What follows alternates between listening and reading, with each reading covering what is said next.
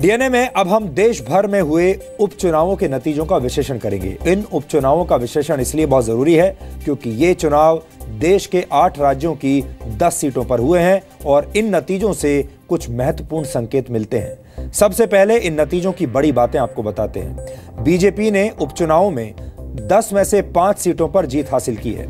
इनमें असम, हिमाचल प्रदेश, मध्य प्रदेश, राजस्थान और दिल्ली की विधानसभा सीटें शामिल हैं। कांग्रेस को 10 में से 3 सीटें मिली हैं, जिनमें 2 सीटें कर्नाटक की हैं और 1 सीट मध्य प्रदेश की है। जबकि पश्चिम बंगाल की 1 सीट पर तृणमूल कांग्रेस को जीत मिली है और झारखंड की एक विधानसभा सीट पर हुए उपचुनाव में झारखंड मुक्ति मोर्चा की जीत हुई है। लेकिन इन तमाम उपचुनावों में सबसे बड़ा नतीजा राजधानी दिल्ली की राजौरी गार्डन विधानसभा सीट का रहा और इस नतीजे में एक बहुत बड़ा राजनीतिक संकेत छुपा हुआ है। इसलिए हम इस नतीजे का आज गहरा विश्लेषण करेंगे। राजौरी गार्डन विधानसभा सीट अब तक आम आदमी पार्टी के पास थी, लेकिन अब यह सीट बीजेपी के पास चली गई है और आम आदमी पार्टी की इस सीट पर बहुत बुरी तरह से हार हुई है। आम आदमी पार्टी के उम्मीदवार तीसरे नंबर पर पहुंच गए और वो अपनी जमानत भी नहीं बचा पाए। इस उपचुनाव में बीजेपी को 40,602 वोट मिले। दूसरे नंबर पर कांग्रेस रही, जिसे 25,950 वोट मिले, जबकि आम आदमी पार्टी को सिर्फ 10,243 वोट मिले। यानी आम आदमी पार्टी के उम्मीदवार को इतने वोट भी नहीं मिले कि वो अपनी जमानत बचा सके। नियम के मुताबिक जमानत बचाने के लिए कुल मतदान में से कम 16.6% वोट मिलने चाहिए, लेकिन आम आदमी पार्टी के उम्मीदवार को 78,091 वोटों में से सिर्फ 13% वोट मिले। जबकि 2015 में इसी सीट पर आम आदमी पार्टी को 54,916 वोट मिले थे और उस वक्त उनका वोट प्रतिशत करीब 47% था। यानी आम आदमी पार्टी 47% से 13% पर आ गई। दिल्ली उपचुनाव के इस नतीजे से ऐसा लगता है कि दिल्ली में आम आदमी पार्टी का राजनीतिक प्रयोग विफल हो गया है, फेल हो गया है। 1 महीने पहले ही आम आदमी पार्टी की महत्वाकांक्षाओं को पंजाब और गोवा में भी बहुत बड़ा झटका लगा था। आम आदमी पार्टी पंजाब के चुनावों को जीतने का दावा कर रही थी। हमारे देश का तमाम मीडिया भी ये कह रहा था कि पंजाब में आम आदमी पार्टी की सरकार आने वाली है, लेकिन पंजाब में उसे सिर्फ 20 सीटें मिली। यहां तक कि पंजाब में आम आदमी पार्टी के 25 उम्मीदवारों की जमानत भी जब्त हो गई थी, जबकि गोवा में आम आदमी पार्टी के 39 उम्मीदवारों में से 38 की जमानत जब्त हो गई थी और गोवा में भी अरविंद केजरीवाल ये दावा करते आ रहे थे कि गोवा में उनकी ही सरकार बनेगी। अब आप सोचिए कि उनके दावों में और हकीकत में अंतर कितना बढ़ता जा रहा है। आम आदमी पार्टी का जन्म एक देशव्यापी आंदोलन के बाद हुआ था। 2011 में जब अन्ना हजारे ने भ्रष्टाचार के खिलाफ आंदोलन शुरू किया था तो पूरे देश ने उनकी इस मुहिम को समर्थन दिया था, ये सोचकर कि अब देश में कुछ नया होने वाला है, कुछ अच्छा होने वाला है। अरविंद केजरीवाल अन्ना हजारे के मुख्य सहयोगी थे, लेकिन आंदोलन के बाद उन्होंने अन्ना हजारे को छोड़ दिया और अपनी आम आदमी पार्टी बना ली। अरविंद केजरीवाल जब राजनीति में आए थे तो बड़ी बड़ी बातें करते थे, बड़े बड़े दावे करते थे और देश की राजनीति को सुधारने के बड़े बड़े वादे करते थे। लेकिन सत्ता में आने के बाद केजरीवाल की नीतियां और बयान पलट गए। 2015 में जब दिल्ली में विधानसभा चुनाव हुए थे, तब दिल्ली वालों ने अरविंद केजरीवाल पर जबरदस्त भरोसा करते हुए उन्हें 70 में से 67 सीटें जितवाई थी। दिल्ली में इससे पहले इतना भारी समर्थन किसी पार्टी को नहीं मिला था। सोचिए, 70 में से 67 सीटें आम आदमी पार्टी को दिल्ली की जनता ने दे दी। लेकिन सिर्फ 2 वर्षों में केजरीवाल के दावों की पोल खुल गई। उनके कई मंत्रियों पर और विधायकों पर भ्रष्टाचार के गंभीर आरोप लग चुके हैं। कुल मिलाकर अरविंद केजरीवाल और आम आदमी पार्टी का वक्त अभी अच्छा नहीं चल रहा है। दिल्ली के लोगों ने 2 वर्ष पहले केजरीवाल को बम्पर जीत दिलवाकर जो एक्सपेरिमेंट किया, जो प्रयोग किया था, वो फेल हो चुका है।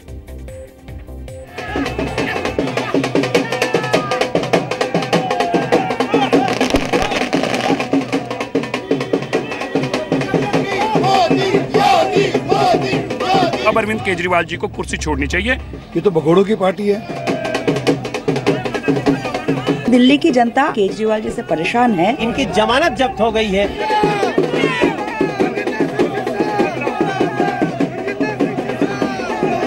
नतीजों से समझ में आ रहा है कि लोग माने नहीं, लोगों में नाराजगी कम नहीं हुई। क्या दिल्ली में आम आदमी पार्टी वाला प्रयोग विफल हो गया है? पिछले 2 साल में बिल्कुल फेल हुए हैं। जो काम जहां छूटे थे हमारे वही हैं आज भी। गाली देना आसान काम है, काम करना मुश्किल काम है। इन्होंने आसान काम चुना तो उसका यही नतीजा होने वाला। क्या आम आदमी पार्टी अब जमानत जब्त पार्टी बन गई है? आम आदमी पार्टी नाम की जो पार्टी थी उसको आम आदमी ने छोड़ दिया। अब कुछ खास मुख्यमंत्री और कुछ मंत्री की पार्टी ये रह गई। ये अलार्मिंग है केजरीवाल के लिए।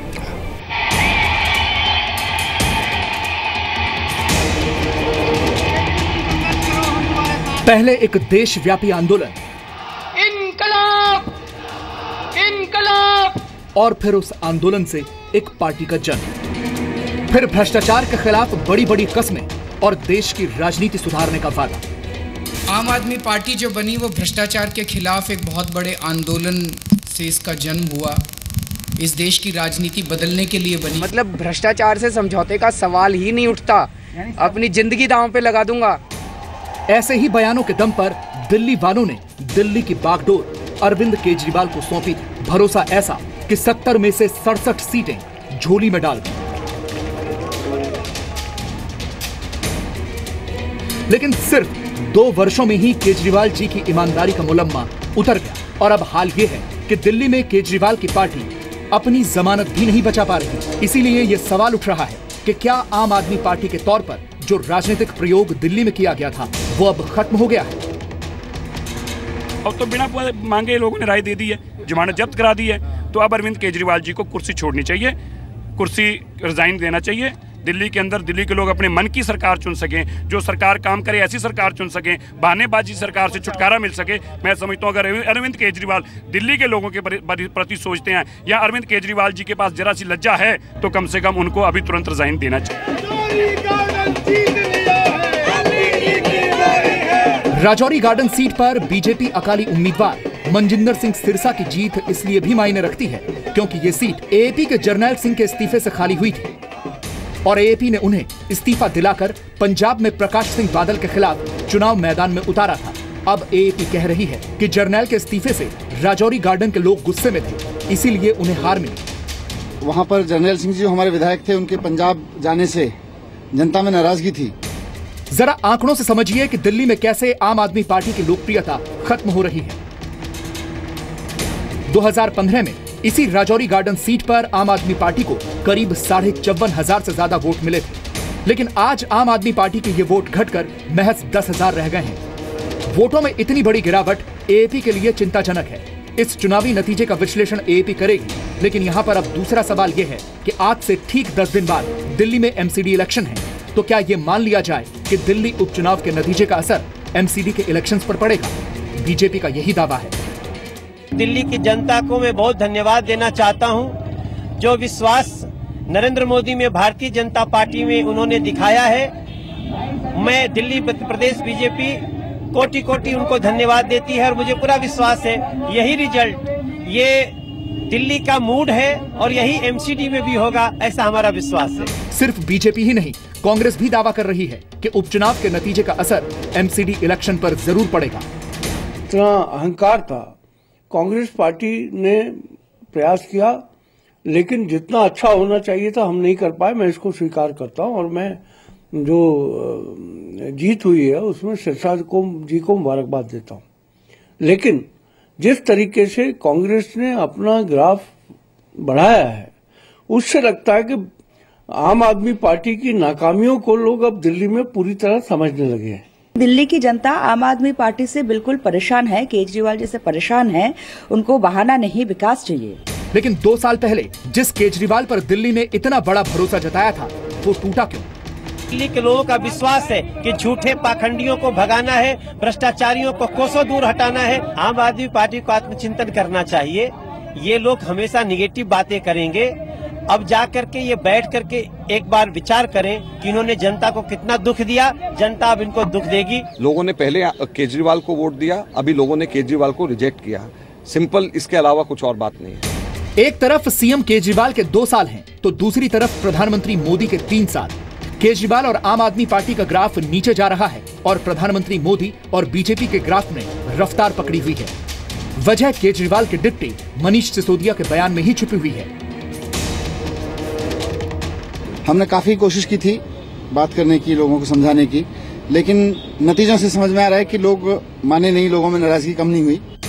दरअसल पिछले 2 साल में केजरीवाल के काम करने के स्टाइल और उनकी कथनी और करनी के फर्क को देखें तो पता चलता है कि केजरीवाल कहते कुछ हैं और करते कुछ और। केजरीवाल ने कहा था कि वो दिल्ली छोड़कर कहीं नहीं जाएंगे, लेकिन 2014 में वो प्रधानमंत्री मोदी के खिलाफ चुनाव लड़ने वाराणसी पहुंच गए। केजरीवाल पंजाब और गोवा में डेरा डालकर बैठ गए।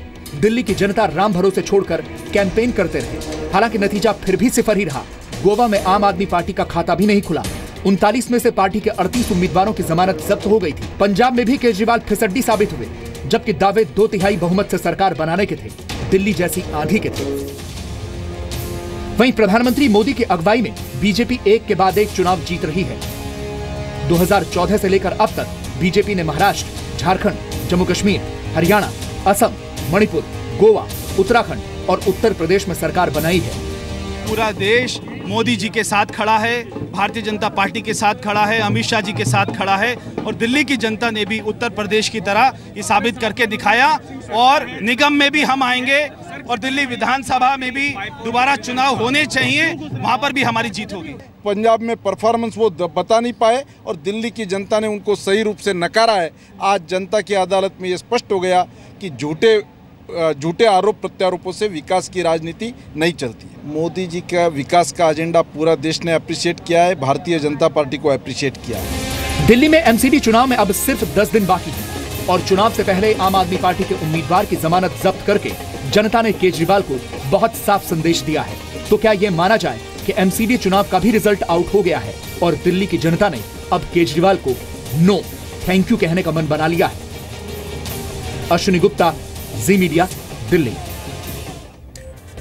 आज कर्नाटक की 2 विधानसभा सीटों के उपचुनाव के नतीजे भी आए हैं और इन दोनों सीटों पर कांग्रेस ने जीत हासिल की है। कर्नाटक के बारे में अक्सर यह कहा जाता है कि वहां की जनता हमेशा उल्टी दिशा में चलती है। आज के उपचुनावों के नतीजे यही बताते हैं कि चुनाव में बीजेपी का सिक्का चल रहा है। यहां तक कि पश्चिम बंगाल की जिस सीट पर तृणमूल कांग्रेस ने जीत हासिल की है, उस सीट पर भी बीजेपी का प्रदर्शन अच्छा रहा है और यहां बीजेपी के उम्मीदवार को करीब 31% वोट मिले हैं, जबकि पिछली बार बीजेपी को यहां सिर्फ 9% वोट मिले थे।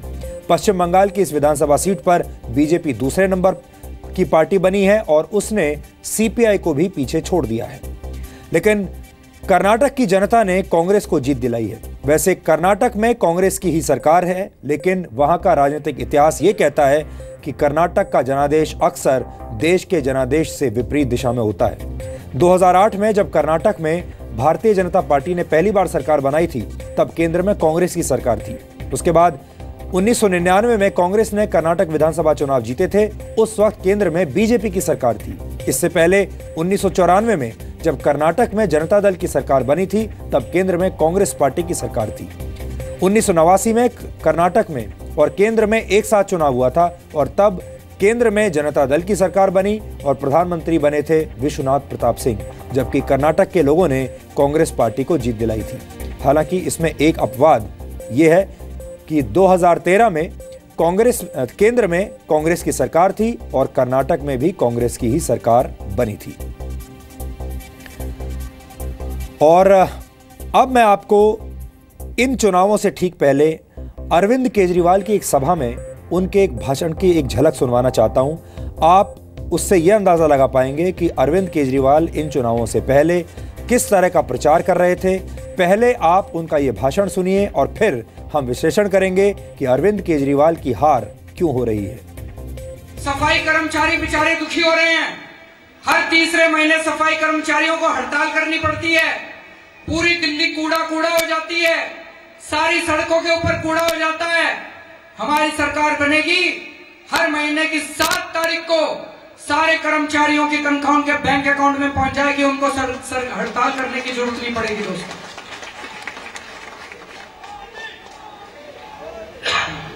इनसे पूछ लो, मोदी मोदी चिल्लाने से हाउस टैक्स माफ होता हो तो मैं भी चिल्लाऊंगा मोदी मोदी मोदी। अरे मोदी ने तुम्हारी बिजली के रेट कम करे क्या? अगर बिजली के रेट कम होते हो मोदी मोदी चिल्लाने से मैं भी चिल्लाऊंगा मोदी मोदी मोदी। मोदी मोदी करने से पेट नहीं भरता, पागल हो रहे हैं थोड़े लोग।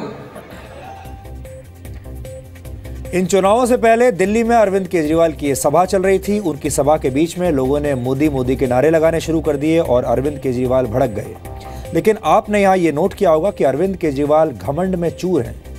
उन्हें अपने मुख्यमंत्री होने का काफी घमंड रहता है आजकल, और वो कुल मिलाकर पूरी नेगेटिव राजनीति कर रहे हैं। उनका बयान आपने सुना, उनके भाषणों की टोन आपने सुनी, और जनता ने उन्हें यह बता दिया कि जनता को उनका ये भाषण, उनके इस तरह के बयान और उनका ये घमंड बिल्कुल पसंद नहीं आ रहा है। कुल मिलाकर उपचुनावों का सबसे बड़ा संकेत यह है कि आरोप लगाकर भागने की रणनीति ज्यादा देर तक नहीं चलती। लोग उन लोगों को पसंद करते हैं जो काम करना चाहते हैं, वो सरकारें चाहते हैं जो काम कर सकें। इससे थोड़े समय के लिए फायदा तो जरूर मिल सकता है, लेकिन ऐसी दूषित राजनीति लंबे समय तक लोगों का भरोसा नहीं जीत सकती। ये साबित होता है। और क्या साबित होता है? सर्जिकल स्ट्राइक्स जो पाकिस्तान पर हुई थी, उन सर्जिकल स्ट्राइक्स पर शक करने वालों की हार हो रही है। नरेंद्र मोदी की शैक्षिक डिग्रियां मांगने वालों की हार हो रही है। नोटबंदी का विरोध करने वालों की हार हो रही है। असहनशीलता का मुद्दा उठाने वालों की हार हो रही है। और चुनावों में हारने के बाद ईवीएम्स पर उंगली उठाने वालों की हार हो रही है। तो कुल मिलाकर इन उपचुनावों के जो नतीजे आए हैं, उनका निष्कर्ष ये है।